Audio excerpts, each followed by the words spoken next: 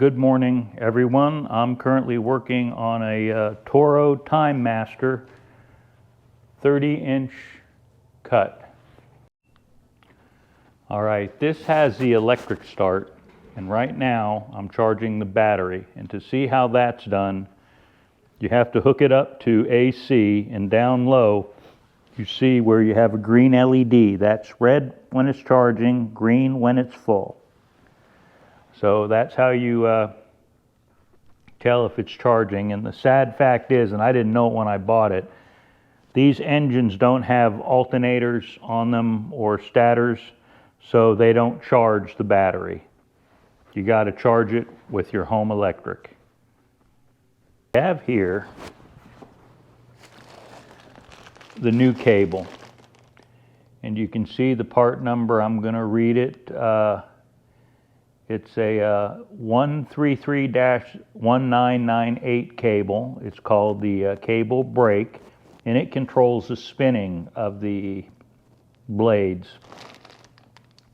There's the part number, there's the information. We're going to take a look at that in just 1 second after I open up the bag. I also have one coming from Amazon, but I wanted to get this fixed ahead of time. What we have here is a cable brake. It broke. All right, I'm speculating. If we take a look, the upper part of the cable connects, up here in this hole, and the cable connects up here and runs down and around the mower, which I'm going to show you when I install it. But that being said, you can see that this cable broke. Somewhere in here would be the length of the cable. It broke down in this area here. Okay. And if you look, as I grab this cable, you can see it doesn't pull through. Let me see if I can set that down here. I'm going to step on it. It doesn't come out. The cable is stuck, so it's constrained somewhere along this connection. So with that being said, let me open up the bag and pull out the new cable. This is OEM. It cost me $41. And there's the information on it. Let me get it out of the bag and we'll continue recording. Here is the new cable. It's the same as the old cable. But what we're going to do is we're going to test to see just how well and tight this is. I'm going to pull on this end and film the other end here, and as you can see, the cable moves freely. So if your cable's not moving freely, then you have a problem similar to the one that I had in this unit here that broke. So let me move this cable out of the way and start with installing it. Hopefully you can see. It's going to be a little dark. I apologize for that. Here's the switch for it. If you look around here to my finger, you'll see a loop that hooks, and you need to go below this in order to get it to sit in the cable retaining place. All right, that just snapped right in here by my index finger. Now, as I come up here, right here is where you have to hook in the cable, so it has something to brace itself against. This is the old cable, and where we hook up the unit when we go to install it. This came out as so. It was, yeah. I'm going to need to put you down so I can show you, but in essence, the cable comes in here, installs like that. I hope you saw that. It came out. See the position? This little plastic piece goes like that, down it comes, and then you can spin it. And once it spins, it's locked into place. You can then, once it's locked into place, hook up this cable here. That's all that you have to do. Now let me straighten out this loop. All right, just a note for clarification. This stiffness here, I had to remove the cable, reinstall it, and push the unit in. Here, this is rigid. Starting from here, the cable's flexible, so you have to basically have it laying flat when you install it. Okay, the reason this cable will stay in place is because there is a cap, and you install the cap by setting it on top like this and tapping with a hammer. So I'm going to do that off screen because I only have 2 hands. All right, some tools I suggest having other than a 10mm wrench or socket. To get this off, I used a large flat blade screwdriver. To get it on, a hammer was not a good idea. This is a 9-inch or so pair of pliers, and I put the pliers on and squeezed it, and it popped into place. So that's how you address that connection there. Moving along, we have the cable, and the cable goes in a couple of places. First, we discussed up here, and now there's another place right here that we hook in a retainer. And if you take a look, this is the way this splits to hold on to panels, and when it crushes, it loops around the handle. So with that, we push all the cables up into the round portion of the cable connector, and then we put it into place like so. So now we're back to the original way that it was. We come up here, and I'll put some tie wraps in, and we come around. Now this cable, where it sits, is, as it comes around the back, is right here, and it goes here. All right, you'll see in between this metal piece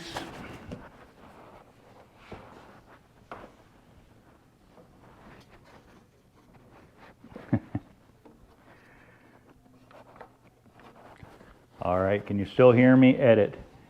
It comes around here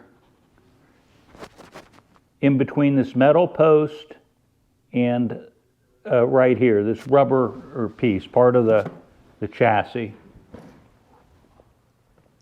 It's held in by a 10mm screw in this piece of metal, and I'll show you what it looks like once I have it assembled. And it's right there, center line, back of the motor.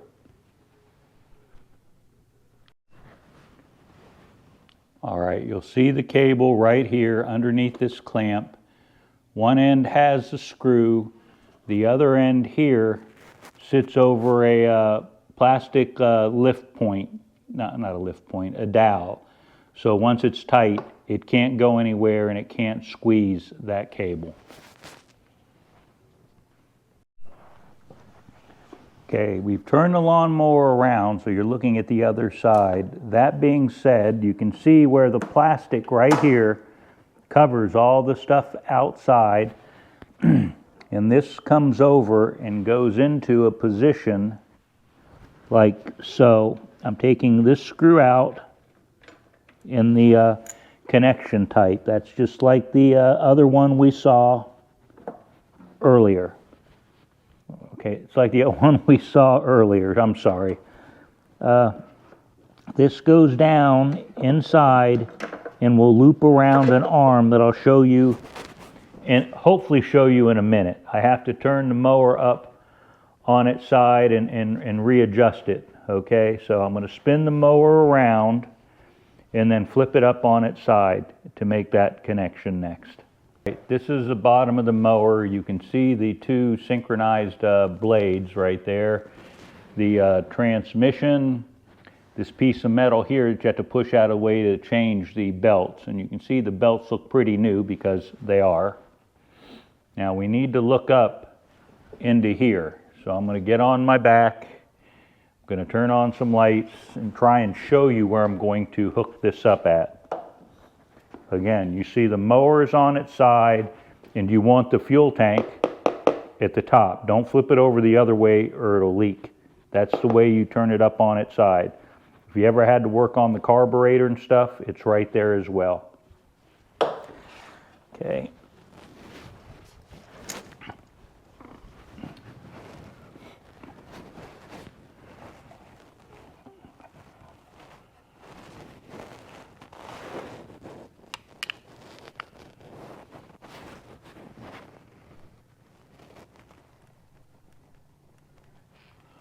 Okay, from far what's going to happen is that we're going to hook around this right here.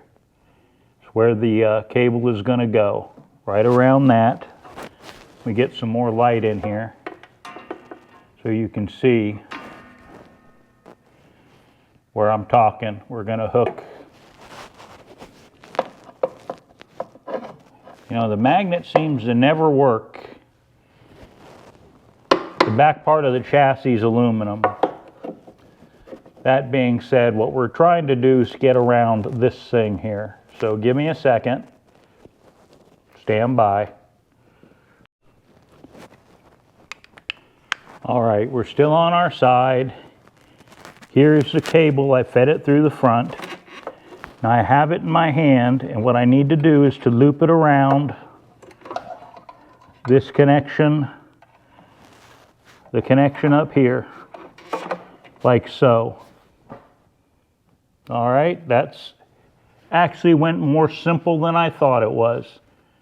But it's now looped around this part, so I'm going to set the lawnmower back down flat.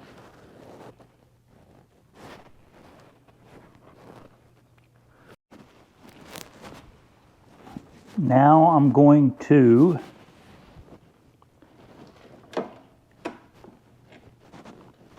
find the cable end. Okay, it's right there.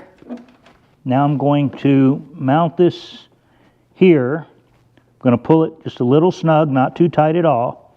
And I'm going to install this bracket as it's placed right there. And you'll see a shot of that after I'm done.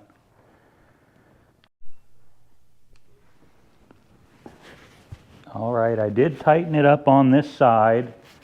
I'm now on the other side where we have the belt. I pulled it so it was taut enough. It didn't quite make contact with this. Oh boy, I'm losing it. Wheel. Anyway, idler pulley. That's what it is. And you can see that this is tight because I used some rope. The top of the handle there, you see white twine. That is actually its starter cord. That's tied up to give it pressure. So let me set this down so you can get a look at how tight it is. Okay, see where my finger is.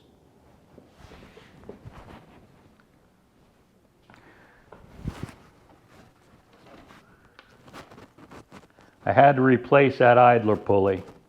I bought two because I figured I'd have that problem again with this device. But right there, you can see it's loose. And I'm going to go test it. If I need to tighten it, I'll tighten it.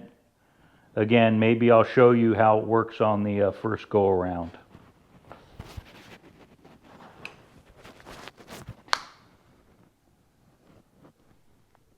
Okay, you can see that this is an unsafe operation.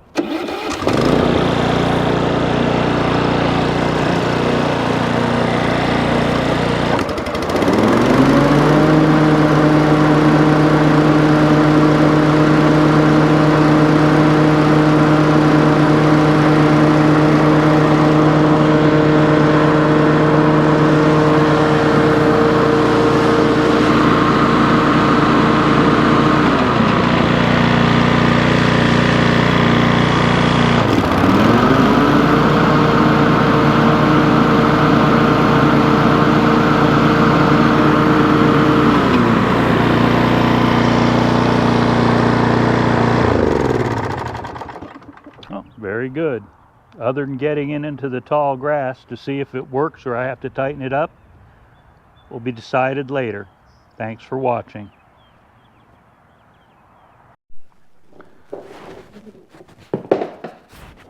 All right, a word about installation of the cover. There are 4 holes. 1, 2, 3, 4. 2 across the front, 1 on the left side or right side as you're looking at it, and 1 way back. There are 4 types of bolts, screws, nuts, what have you. 3 are the same, and 1 that goes on the back corner over there. It's located here behind the muffler, and that's the long screw. So I have to take out all the bolts and line up the holes and put them on because I can't seem to get it any other way. And you need to actually push it and install it. This corner piece right here sits on the cable. This piece right here sits on top of that piece. And on this side here, this piece sits up on top of the metal. So let me install it and show you what it looks like.